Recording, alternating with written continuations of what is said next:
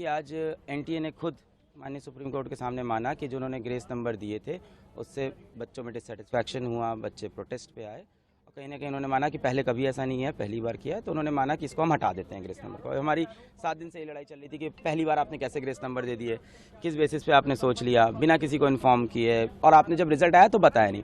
अब इससे मेरी प्रॉब्लम क्या क्या है, और उन्होंने एनटीए ने ये बोला है और माननीय सुप्रीम कोर्ट ने भी एग्री किया है कि जिन बच्चों को ग्रेस नंबर मिले थे 1563, उन बच्चों का या तो री एग्ज़ाम हो जाए, जो कि इन्होंने डेट दे दी है कि अप्रॉक्सीमेटली 23 जून को, या तो वो बच्चे अपने बिना ग्रेस के जो नंबर हैं उस पर हैप्पी हो जाए, यानी उनका ग्रेस नंबर काट दिया जाएगा।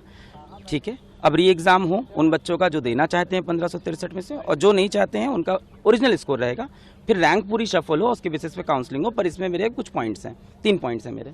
सबसे पहला पॉइंट ये है कि आज एनटीए 7-8 दिन बाद आके माननीय सुप्रीम कोर्ट के सामने खुद एग्री करता है कि ये ग्रेस वाला जो पूरा हमने जो किया है ये गलत है, इसको हटा देते हैं। कहीं ना कहीं एग्री किया।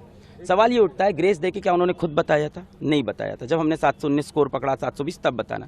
तो क्या एनटीए और भी ऐसे बहुत चीज़ें करता है जो हमें पता नहीं चलती? क्या और डिस्पेरेंसीज है जो एक बार हमें अंदर घुस के देखनी चाहिए?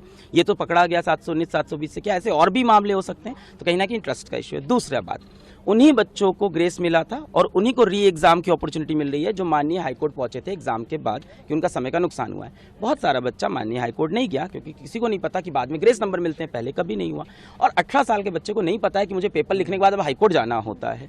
तो मुझे लगता है यहाँ पे राइट टू इक्वालिटी का वायलेशन है। तीसरी बात, पेपर लीक का जो मुद्दा है वो ओपन है, उस पर सुनवाई होती रहेगी। और आज माननीय सुप्रीम कोर्ट में जजेस ने खुद बोला कि मान लेते हैं काउंसलिंग हो गई, मान लेते हैं एडमिशन भी हो गया और तब कुछ प्रूफ होता है, तो we have all the powers to revert everything.